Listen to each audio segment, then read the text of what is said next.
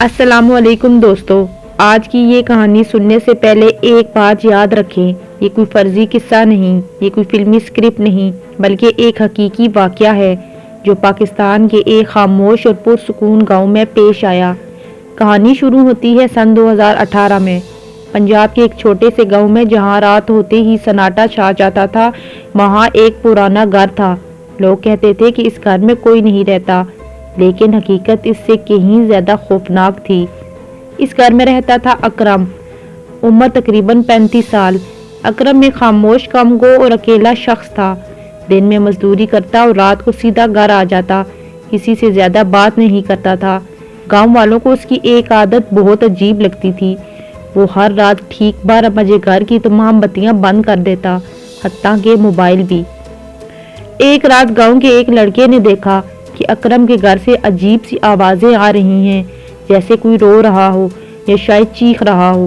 لڑکا ڈر کے مارے بھاگ گیا، مگر اگلے دن یہ بات پورے گاؤں میں پھیل گئی۔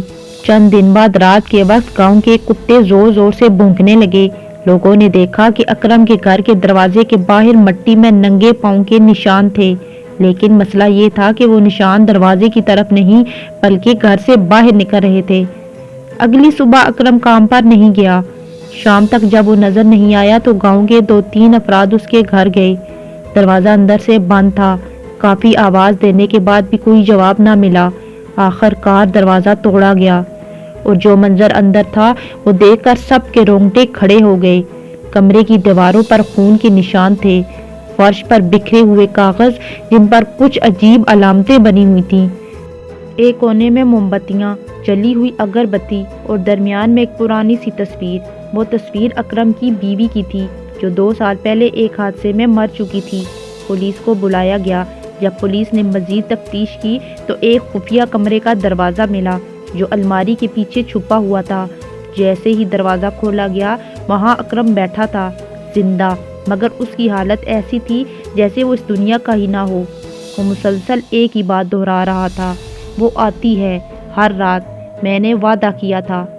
ڈاکٹروں کے مطابق اکرم شدید ذہنی صدمے میں تھا، لیکن اصل انکشاف تب ہوا جب پولیس نے موبائل فون کا ڈیٹا نکالا۔ ہر رات 12 بجے کے بعد اکرم کے موبائل سے ایک نمبر پر کال کی جاتی تھی۔ وہ نمبر اس کی مرحوم بیوی کا تھا۔ جب پولیس نے ریکارڈ چیک کیا تو معلوم ہوا کہ اس نمبر سے کبھی کال واپس نہیں آئی، لیکن اکرم بات کرتا رہا، ہنستا رہا اور کبھی کبھی چیختا بھی رہا۔